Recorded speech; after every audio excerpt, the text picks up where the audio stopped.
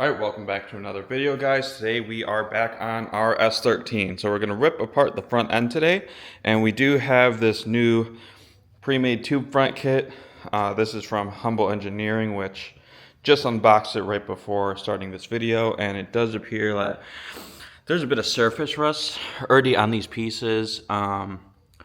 The photos did show these tubes pre-notched, and I don't know, just overall for the wait time, not sure if we're going to recommend this kit or know of our fitment yet, but just from the get-go, realistically you shouldn't have things like this on an expensive tube front kit. But we'll get into tearing this apart, take off all of our front fenders, bumper, etc., and we're gonna basically just chop it off right here on both sides. Got the tube front pretty much just tacked into place and weld her all up. And then after that, we do have some tubs to go in. Might be in the same video, it might not. Just depends how long it ends up overall. But should end up pretty good. Gonna make new mounts for our headlights and everything, so we'll get into ripping this apart. Got the front end off. Now we just gotta get off our bash bar here, which is partially welded on this bottom end here. Since the frame kind of got moved at final butt. And then just everything in front of the strut towers we're going to remove now.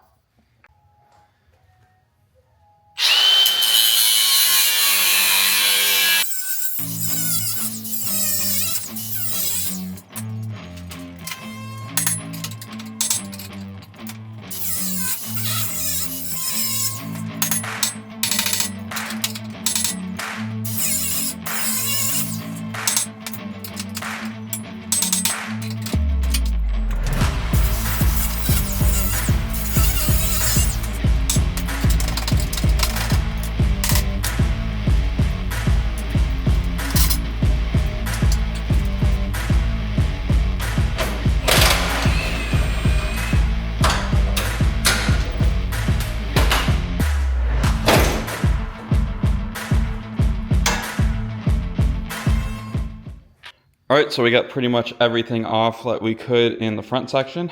Obviously need to remove these in a little bit. It's not a big deal. Had to chop off this guy because we welded the bash bar to it after the event, as we mentioned. And the only thing left you have to do is unbolt the front bolts of your tension rod brackets. But you want to leave them in place because we do have to drill and then add nuts to this to be able to bolt it to the new middle framing. So if you look here, this is before I got it. The patch panel here, patch panel here.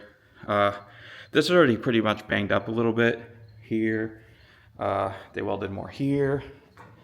And actually the front of the car looked like it was welded back on too. So this chassis is really not in the best condition, but this should help stiffen it up quite a bit.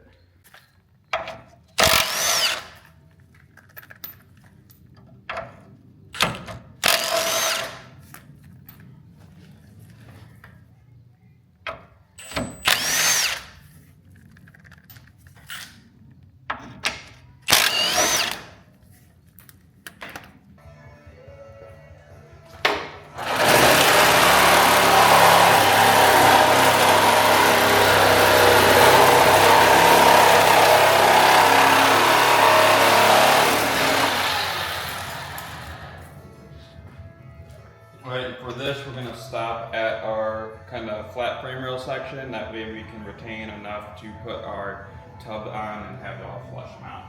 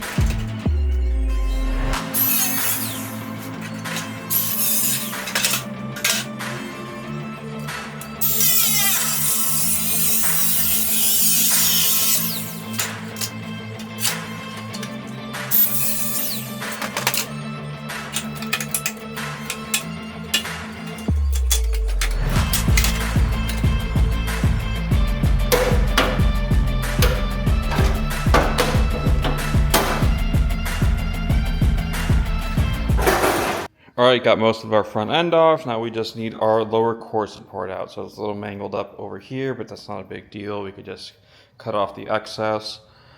Once we get this on, we can pre-fit our lower support and work our way out from there.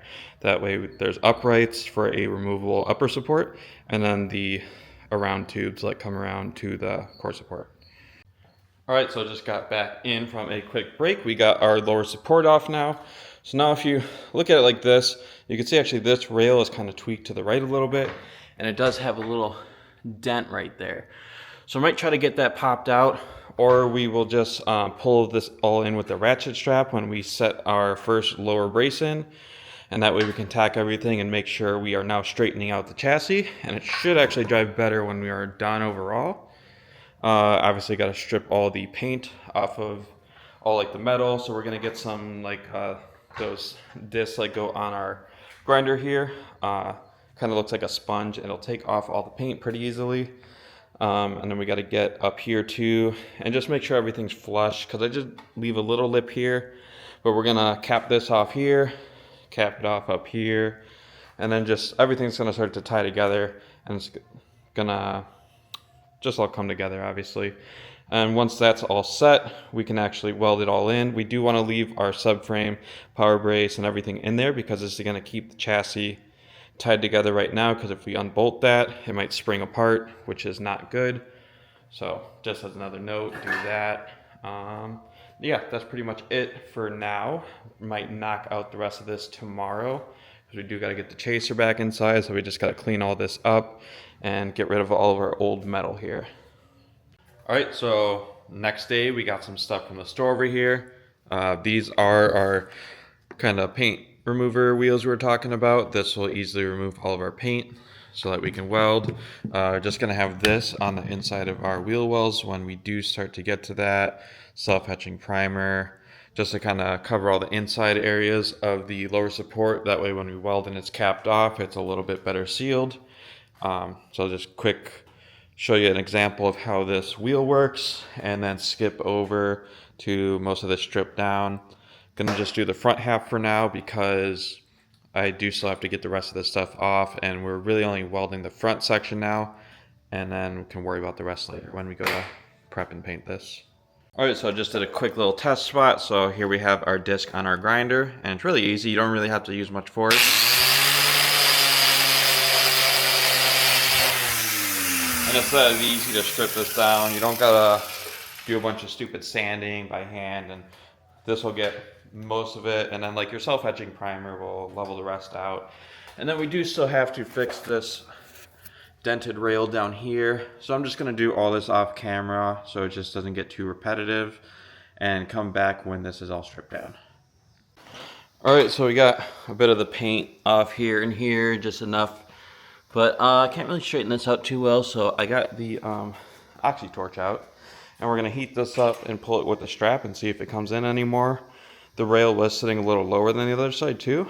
So, and then also the way this kit is made, like on the sides here, it's not going to reach at the bottom. They want you to like put this plate over the top of it and under the rail, which is kind of weird because we're still going to have to make extra metal to cap this. But I'm going to try to heat this up, bang it back into place, and go from there.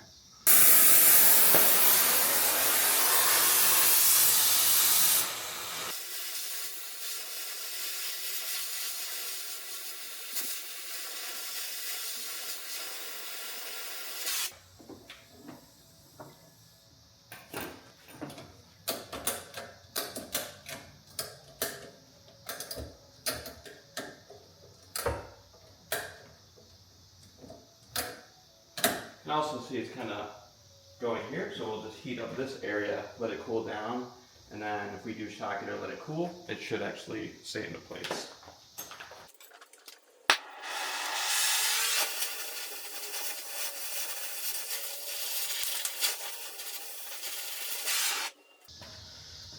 Alright, we also put an access hole behind this tow hook here. We're going to try to bang out the back of this vent here with a sledgehammer and a punch.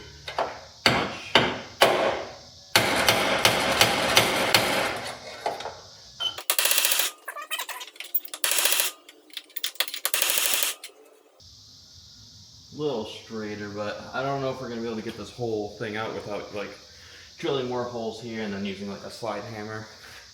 But we're gonna let this cool for a bit, so that way everything kind of shapes where it wants to be. Let go of our strap and our jack and see if it sits in the same spot or if it moves again. Alright, went and picked up some bolts and some weldable primer. So we're gonna pop this strap, see if this stupid frame rail moves back where it was.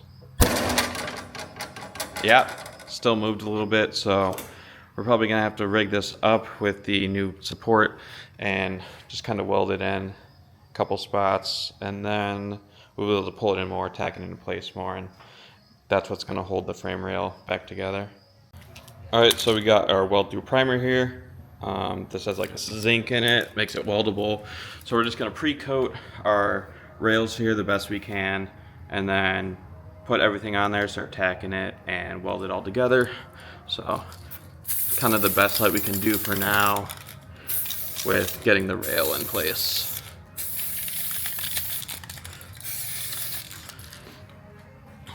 Yeah, I'll just get this done, pop over to the next clip where this is all dried up.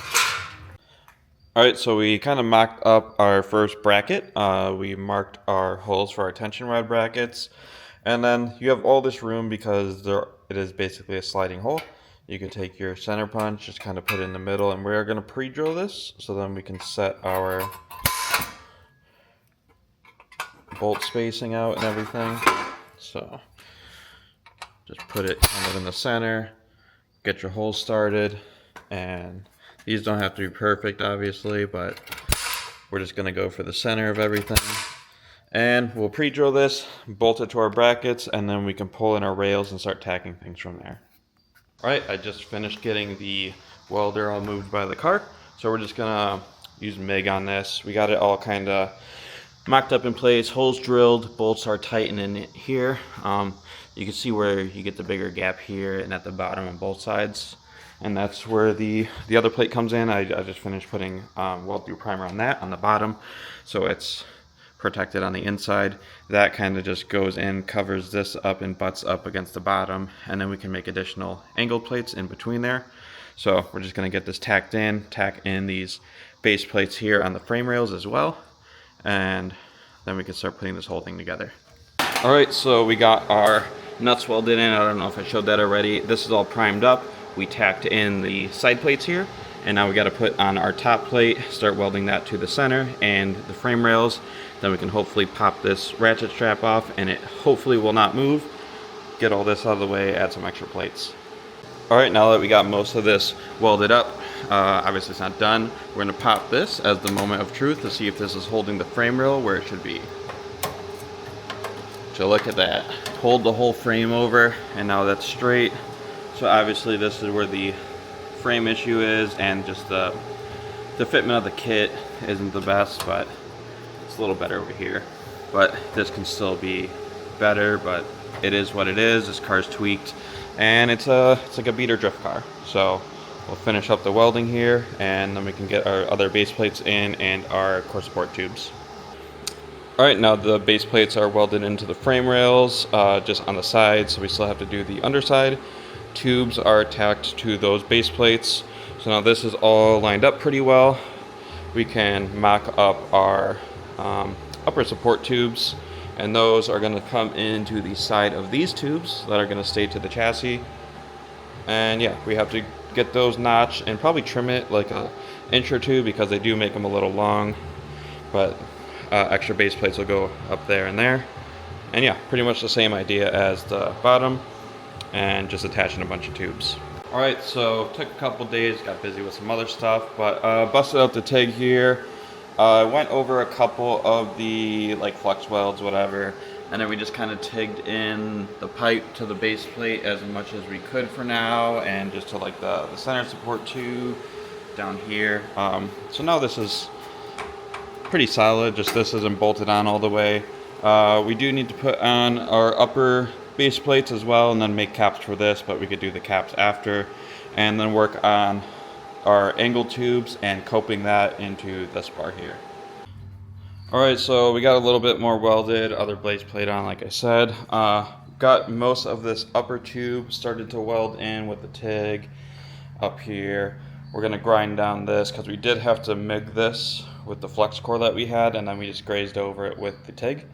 And then just gonna finish this up off camera. I just wanna get like a basic rundown of the initial install. I'm gonna weld out the rest and we'll pick up back in the next video. I gotta strip out all the bay here, all this extra junk here. That way we can get ready for the tubs that we're gonna be doing. So we're gonna try to fit those with the tube front as well. And that way we just hit full ceiling, not gonna get a bunch of dirt like what's on the subframe here or what's in like the frame rails. Like the other side's pretty bad with how much junk is on there. So I don't want that in our nice engine bay because this is gonna get painted well. So yeah, part 2 on the next one, and catch you guys next time.